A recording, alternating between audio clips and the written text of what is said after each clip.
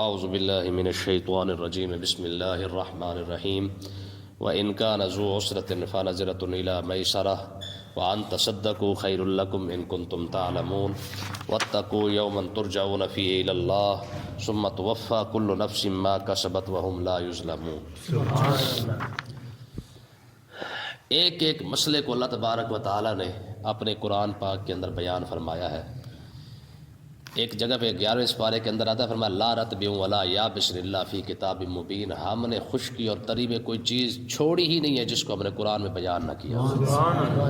دیکھیں ذرا، آج پہلے بات چلی ہے صدقہ خیرات کی، پھر بات آئی تھی سود کی، اب سود کے بعد اگلا مسئلہ اللہ تبارک و تعالیٰ نے قرضے کو بیان فرمایا ہے۔ ٹھیک ہے، میں پہلے بات تو یہ ہے وَإِن كَانَ ذُو عُسْرَةٍ، اگر کوئی قرض دار تنگ دست ہو، مجبور ہو، فَنَظِرَةٌ إِلَىٰ مَيْسَرَةٍ، میں اسے جب تک اس کے حالات اچھے نہ ہو جائیں اس وقت تک تم بھی انہیں مہلت دے دو۔ ٹھیک ہے، اگر کسی نے تم سے قرضہ لے لیا ہے اور اس کے حالات اچھے نہیں ہیں، واپس نہیں کر سکتا، تو بہتر یہ ہے کہ فَنَظِرَةٌ إِلَىٰ مَيْسَرَةٍ، جب تک اس کے حالات اچھے نہ ہو تم بھی اس کو مہلت دے دو۔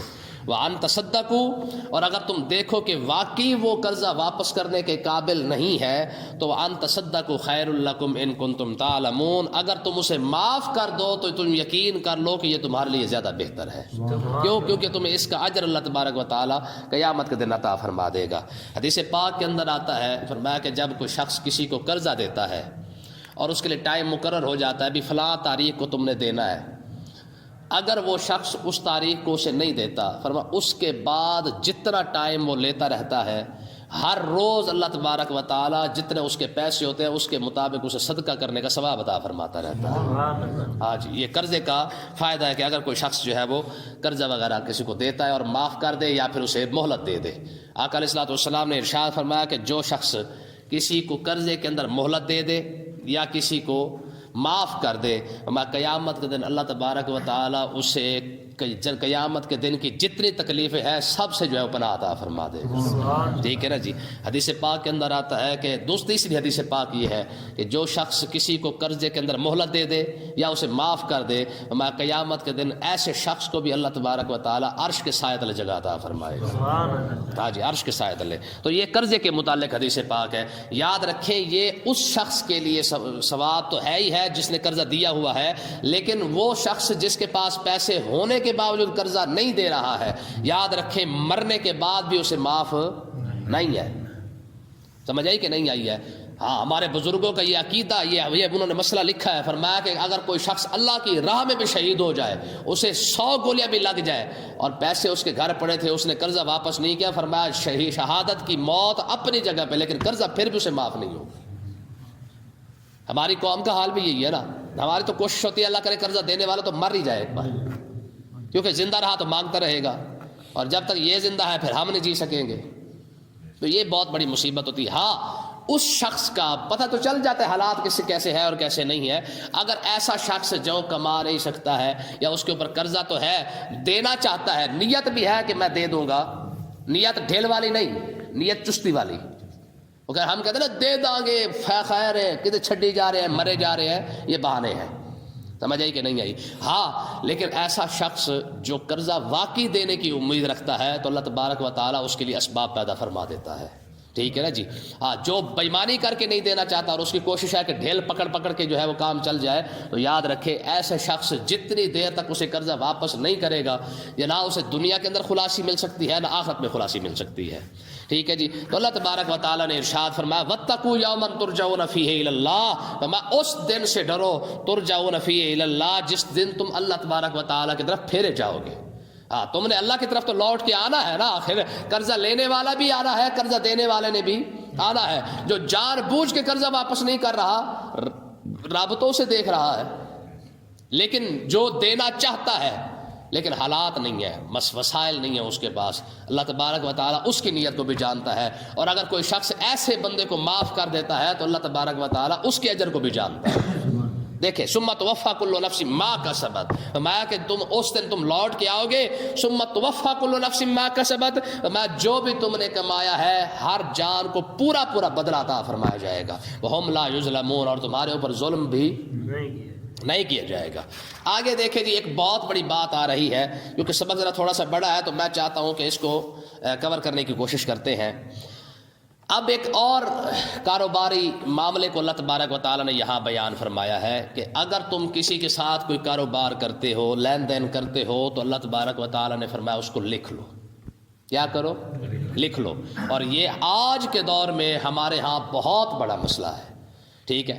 مکان کرائے پر لینا، اس طرح کاروبار کسی کے ساتھ کرنا، کسی کو پیسے دینے، کسی سے لینے، کسی کو کچھ کرنا، کسی کے ساتھ کوئی معاملہ، ایسے ہزاروں مسائل ہمارے ہاں موجود ہیں۔ تو اللہ تبارک و تعالیٰ نے ارشاد فرمایا چاہے کاروبار چھوٹا ہے چاہے کاروبار بڑا ہے، ایک تو لکھ لو، اور دوسری بات یہ ہے کہ اس لکھائی پر کسی کو گواہ بھی بنا لو۔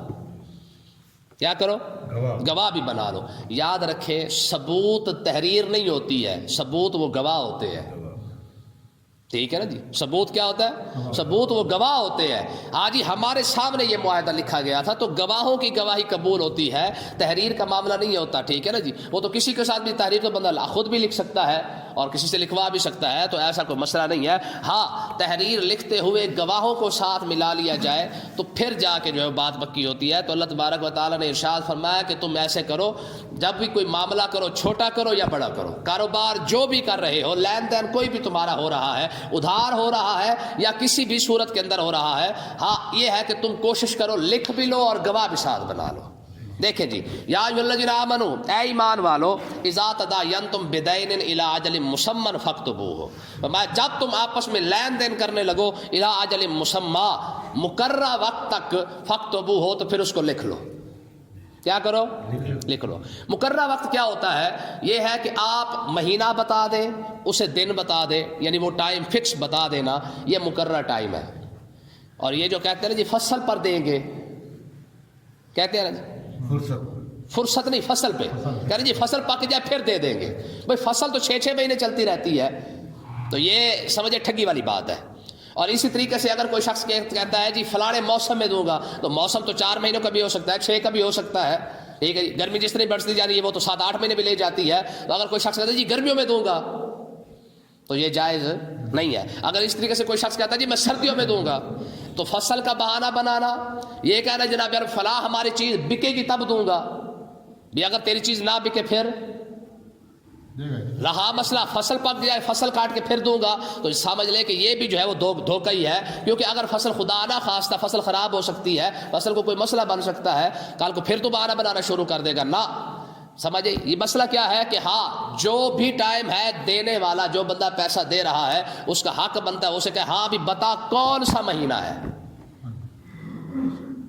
حضرت فاروق اعظم رضی اللہ تعالیٰ عنہ بیٹھے ہوئے تھے، آپ کے سامنے ایک مسئلہ آ گیا۔ ایک شخص نے یہی معاملہ بھی ایسا ہی آیا، ایک شخص نے دوسرے بندے کی شکایت کی، عرض کی حضرت اس نے میرے پیسے دینے ہیں تو نہیں دے رہا۔ آپ نے فرمایا ہاں بھی تو کیوں نہیں دیتا؟ اس نے کہا جی میں شعبان کے اندر دے دوں گا۔ تو آپ نے فرمایا کون سا شعبان؟ شعبان تو ہر سال آ جاتا ہے۔ تو آپ نے پھر باقاعدہ مجلس شورا بٹھائی اسی مسئلے پر۔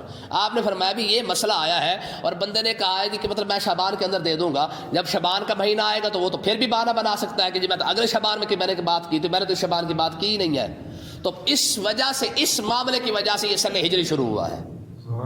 ہاں یہ معاملہ پیش آیا تھا، اس کی وجہ جو ہے وہ سن ہجری جو شروع ہوا ہے نا جی، 4 ہجری 10 ہجری 100 ہجری 200 ہجری اور آج 1444-45 ہجری لگا ہوا ہے۔ تو یہ جو سن ہجری شروع ہوا ہے، حضرت فاروق اعظم رضی اللہ تعالیٰ عنہ نے مجلس شورا بٹھائی۔ آپ نے فرمایا بھی یہ سن کا کیسے پتہ چلے گا، سال کا کیسے پتہ چلے گا کہ یہ کس سال کی بات کر رہا ہے، کون سے سال کون سے شعبان کی بات کر رہا ہے، تو اس کا حل نکالے۔ تو لوگوں نے کہا جی آقا علیہ السلام نے جب شروع کیا تھا، آقا تبلیغ شروع کی تھی تب سے شروع کر لیتے ہیں۔ کسی نے کہا جی فلاں ٹائم سے شروع کر لیتے ہیں، کسی نے کہا جی بدر سے شروع کر لیتے ہیں، یعنی جتنے سال بنے گے بدر سے جو ہے وہ گننا شروع کر دیں گے۔ مولا علی اور مرتضیٰ رضی اللہ تعالیٰ عنہ نے فرمایا، آپ نے فرمایا جی میرا مشورہ یہ ہے کہ ہجرت سے شروع کر لیتے ہیں، کیونکہ باقی معاملات، کیونکہ مکی کی زندگی کے اندر اور مدنی زندگی کے اندر بہت ذرا فرق ہے، اور مکی معاملات میں کافی سارے معاملات جو ہے وہ حکم نئے بھی آتے رہے ہیں، منسوخ بھی ہوتے رہے ہیں۔ ہجرت کے بعد اصل کیونکہ اسلام کو جو تقویت جو ملی ہے وہ ہجرت کے بعد ملی ہے،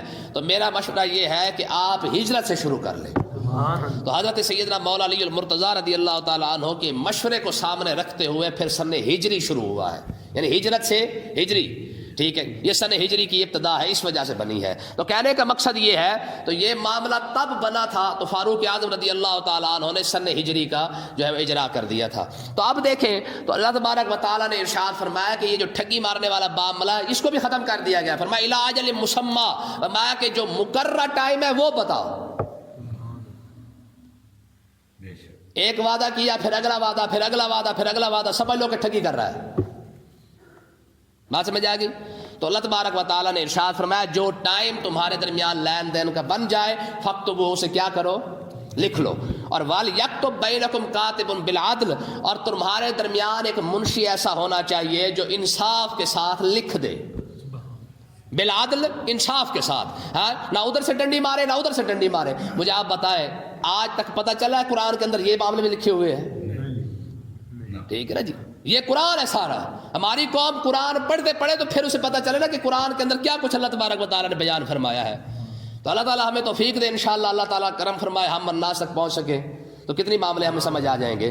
تو اللہ تبارک و تعالیٰ نے ارشاد فرمایا وَلْيَكْتُبْ بَيْنَكُمْ كَاتِبٌ، تمہارے درمیان ایک لکھنے والا کاتب ہونا چاہیے، منشی ہونا چاہیے، بالعدل، اور منشی جو ہے وہ منشی گیری نہ کرے بلکہ انصاف کے ساتھ جو ہے وہ دونوں کے درمیان جو معاہدہ ہوا ہے اس معاہدے کو انصاف کے ساتھ لکھ دے۔ وَلَا يَأْبَ كَاتِبٌ أَن يَكْتُبَ، منشی جو ہے وہ لکھنے والا، کاتب جو ہے، مکاتب جس کو کہتے ہیں، تو فرمایا وہ لکھنے والا جو ہے وہ لکھنے سے انکار نہ کرے۔ کئی لوگوں کو نا ہمارا تقویٰ ویسے چڑھا ہوتا ہے، وہ کہتے ہیں ہم اس معاملے میں نہیں پڑھتے جی، ایسا ہوتا کہ نہیں ہوتا؟ کئی لوگ ہوتے ہیں کہ ہم اس معاملے میں نہیں آتے جی، ہمیں معاف کرے جی۔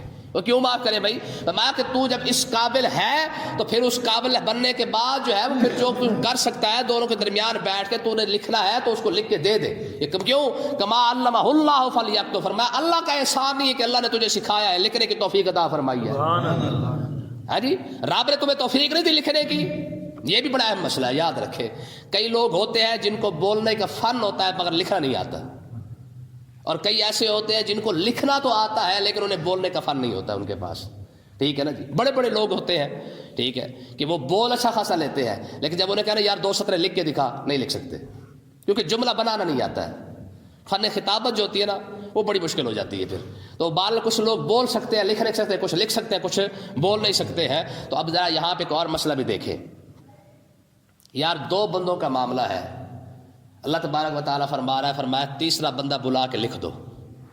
تو یہاں پہ ان علماء کو بھی یہ حق بنتا ہے کہ جو لکھ سکتے ہیں ان کو لکھنا ضرور چاہیے۔ جب 2 بندے کے معاملے کو لکھا جا سکتا ہے تو اللہ اور اللہ کے رسول کا جو حق ہے پھر اس کو کیوں نہیں لکھا جا سکتا ہے؟ ان کے لیے بھی تو کتابیں لکھنی چاہیے نا، جو اللہ اور اللہ کے رسول کا حق ہے اس پر بھی لکھنا چاہیے۔ اچھا میں یہاں پہ ایک اور غلط فہمی دور کروں، یہ جو بدری قیدی پکڑ کے لائے گئے تھے، ہماری قوم کے اندر ایک بہت بڑی غلط فہمی ہے، وہ یہ کہتے ہیں جی آقا علیہ الصلوۃ والسلام نے تو یہ فرمایا تھا، فرمایا کہ جو بندہ فدیہ نہیں دے سکتا اپنا وہ ہمارے بچوں کو پڑھا دے۔ یاد رکھیں یہ غلط بات ہے، یہ کیا ہے؟ یہ غلط بات ہے جو لوگوں کے اندر مشہور ہے۔ آقا علیہ الصلوۃ والسلام نے یہ نہیں فرمایا تھا کہ ہمارے بچوں کو پڑھا دے، آقا علیہ السلام نے ارشاد فرمایا تھا کہ تم میں سے جو بندہ فدیہ نہیں دے سکتا، اپنا پیسے نہیں دے سکتا ہے، وہ کیا کرے؟ ہمارے بچوں کو لکھنا سکھا دے۔ کیا کرے؟ لکھنا سکھا دے۔ ہاں پڑھنے کی بات نہیں ہے، صرف لکھنے کی بات ہے۔ تم لکھنا سکھا دو، پڑھا ہم خود ہی لیں گے۔ سبحان اللہ۔ کیا کریں گے؟ پڑھانا ہم خود ہم نے خود دیا، تم صرف لکھنا سکھا دو۔ تو بات صرف لکھنے کی ہوئی تھی کیونکہ اس دور کے اندر لکھنے والے جو ہے وہ بہت کم لوگ تھے۔ تو بدری قیدی کے اندر کچھ لوگ ایسے تھے جو لکھ سکتے تھے، ان کے پاس یہ فن تھا۔ تو آقا علیہ السلام نے ارشاد فرمایا کہ کیوں نہ ان کے فن سے ہی فائدہ اٹھایا جائے۔ پیسے دینے کے قابل تو ہے نہیں، جو پیسے دینے کے قابل تھے وہ تو چھوٹ گئے، لیکن جو نہیں کچھ دینے کے قابل نہیں تھے تو ان کے ایک آزادی کا ایک رستہ نکال دیا گیا۔ فرمایا تمہارے پاس ایک فن ہے لکھنے کا، تم ہمارے بچوں کو لکھنا سکھا دو، قرآن بھی ہم ان سے لکھوا لیں گے، حدیثیں ہم ان سے لکھوا لیں گے، پڑھانے کی بات تو ہوئی نہیں ہے۔ سبحان اللہ، ٹھیک ہے نا جی، یہ مسئلہ ہے۔ تو آج لوگوں کے اندر کتنی بڑی غلط فہمی ہے کہ لوگ کہتے ہیں جو وہ تو اللہ تبارک و تعالیٰ کے رسول نہیں فرمایا تھا، فرمایا کافروں کے پاس رب کے رسول نے پڑھوایا بقاعدہ بچوں کو۔ بھائی نہیں پڑھوایا، صرف لکھنا سکھایا تھا، وہ بھی بطور فن کے تھا، تاکہ اس لیے کہ کل کو ہمارے بچے جب قرآن پڑھا جائے یا حدیث پڑھی جائے تو ان کو لکھنا آنا چاہیے، ٹھیک ہے نا جی۔ تو اللہ تبارک و تعالیٰ نے ارشاد فرمایا کہ جو منشی ہے وہ لکھنے سے انکار نہ کرے. آج جو لکھ سکتا ہے معاہدہ وہ لکھ کے دے. کیوں؟ کما علمہ اللہ فلیکتب. رب نے احسان نہیں فرمایا, رب نے اسے علم عطا فرمایا ہے کہ وہ لکھ رہا ہے. اچھا آگے دیکھیں جی, لکھوائے کون معاہدہ؟ یہ مسئلہ آگے دیکھیں. یہ اگلا مسئلہ آ رہا ہے کہ دو جو بندوں کے درمیان جو لین دین ہوا ہے, لکھوائے گا کون؟ اللہ تبارک و تعالیٰ نے ارشاد فرمایا وَلْيُمْلِلِ الَّذِي عَلَيْهِ الْحَقُّ کو, فرمایا جس پر حق ہے وہی لکھوائے. کس پر؟ دینے والا. وہ دے رہا ہے نا, کچھ نہ کچھ پیسہ دینا ہے, ٹکا دینا ہے, جو کچھ وہ دے رہا ہے اس نے دینا ہے, تو لکھوائے بھی وہی. یہ کتنا بڑا احسان ہے. کس بات پر؟ فرمایا کہ یہ نہ ہو کہ اگر اس سے کہا جائے تو اس نے تو ہے وہ مطلب ہے کہ پریشان ہو کے لکھوانا کہ میں کیسے لکھواؤں اور کیسے نہ لکھواؤں. میں جو دے رہا ہے نا یہ خود انصاف کے ساتھ لکھوائے گا. اور اگلے لفظ دیکھیں, میں جب لکھوانے لگے نا وَلْيَتَّقِ اللَّهَ رَبَّهُ, اور میں اپنے رب سے ڈرتا بھی رہے. تو دے رہا ہے اس کا مطلب یہ نہیں ہے کہ تو جو مرضی لکھواتا رہے. اس سے ہمارے دکاندار حضرات, حاجی صاحبان کو بھی سوچنا چاہیے کہ وہ کیا کیا لکھتے رہتے ہیں. ہے جی ماشاءاللہ, نمازیں بھی نہیں جانے دینی اور رجسٹر بھی نہیں جانے دینا. اگلے ہفتے تو 5,000 کا سودا لیا, اللہ کے فضل سے آپ ہفتے بعد جا پتہ کریں گے تو انشاءاللہ آپ کو 95,000 کی لسٹ نہ پکڑائی تو بات ختم ہو گئی. احمقوں کی جنت سنا نا کبھی نام لفظ احمقوں کی جنت؟ ہمارے دکاندار یقین کریں احمقوں کی جنت میں رہتے ہیں. سب کی بات نہیں ہے لیکن حقیقت یہی ہے. وجہ کیا ہے یار؟ جو تمہارے ساتھ دن رات تمہارا معاملہ لکھنے کے ساتھ ہے, تمہیں نہیں پتا ایک بندہ آتا تم پر اعتماد کر کے سودا لے کے جا رہا ہے اور تمہاری مرضی جو مرضی لکھ دو. تسبیح بھی پوری پھیری جا رہے ہیں, نمازیں بھی 5 ٹائم 6 ٹائم 10 ٹائم نمازیں پڑھ دیں گے, تہجد بھی نہیں جانے دیتے حاجی صاحب. تو ہوتا ہے کہ نہیں؟ تو اللہ تبارک و تعالیٰ نے ارشاد فرمایا, یہ حاجیوں کے لیے کتنی بڑی بات ہے. یہ بھی بڑے بڑے حاجی ہیں نا ہمارے دکاندار. امام ابن خلدون رحمۃ اللہ علیہ نے یہ مسئلہ لکھا ہے. آپ فرماتے ہیں سب سے زیادہ بےمانی کرنے والے دکاندار ہوتے ہیں. ساری دیہڑی بےمانی بھی پوری, اذان کی نماز جناب ٹھک کر کے مسجد کے اندر چل بھائی, پتہ لگے جناب ہم 4 رکعت نماز غیر موقع سنتے بھی اللہ اکبر. حاجی صاحب غیر موقع سنتے بھی نہیں جانے دیتے. اللہ تبارک و تعالیٰ نے ارشاد فرمایا وَلْيُمْلِلِ الَّذِي عَلَيْهِ الْحَقُّ, فرمایا وہ لکھوائے جس پر حق ہے, یعنی جو قرضہ دے رہا ہے یا کوئی بھی چیز دے رہا ہے. وَلْيَتَّقِ اللَّهَ رَبَّهُ, فرمایا کہ اللہ تبارک و تعالیٰ سے ڈرتا بھی رہے. وَلَا يَبْخَسْ مِنْهُ شَيْئًا, کوئی ایسی ویسی چیز بھی نہ لکھوا دے. ہے جی 5 روپے کا سودا دے رہا ہے اور لکھ 15 روپے رہا ہے, یا کہتا ہے شاگرد کو, کہتا ہے چل بھائی شاباش لکھ دے سودا, اور شاگرد کو بھی پتہ چل جاتا کہ اس اشارے کا مطلب کیا ہوتا ہے. ہے جی فَإِنْ كَانَ الَّذِي عَلَيْهِ الْحَقُّ صَفِيحًا أَوْ ضَعِيفًا أَوْ لَا يَسْتَطِيعُ أَنْ يُمِلَّ, فرمایا کہ اگر وہ شخص جس پر حق ہے لکھوانے کا صفیحًا, اگر وہ بے وقوف ہے, پاگل ہے, نہیں لکھوا سکتا. بعض اوقات ہوتا ہے یہ رب کی تقدیر ہے, اللہ تعالیٰ جسے چاہے عطا فرما دے. رب ایسے ویسے لوگوں کو عطا فرما دیتا ہے. کچھ لوگ ایسے بھی ہے عقل تو ہے نہیں لیکن پیسہ بہت زیادہ ہے, حساب کتاب نہیں آتا, اور یا پھر یہ ہے کہ پیسہ تو حد سے زیادہ ہے لیکن پڑھے لکھے نہیں ہے, لکھوا نہیں سکتے ہیں. فرمایا صفیحًا, یا تو بے وقوف ہے یا وہ پڑھے لکھے نہیں ہے, پاگل ہے, ان کو لکھوانے کا طریقہ نہیں آتا. او ضعیفاً, یا کمزور ہے. لینے والا بندہ اتنا ٹائٹ آ گیا ہے, اس نے کہا ہاں بھی قرضہ دے دے, اسے پتہ بھی نہیں دیتا تو کم خراب ہو سکتا ہے. تو فرمایا کہ یا تو وہ کمزور ہو, او لا یستطیع ان یمل, یا پھر وہ کمزور بھی نہ ہو, پاگل بھی نہ ہو, اور اولا یستطیع ان یمل, لیکن وہ لکھوانے کی طاقت نہ رکھتا ہو. جیسے میں نے ابھی آپ کو بتایا کہ کچھ لوگوں کو بولنے کا طریقہ تو ہوتا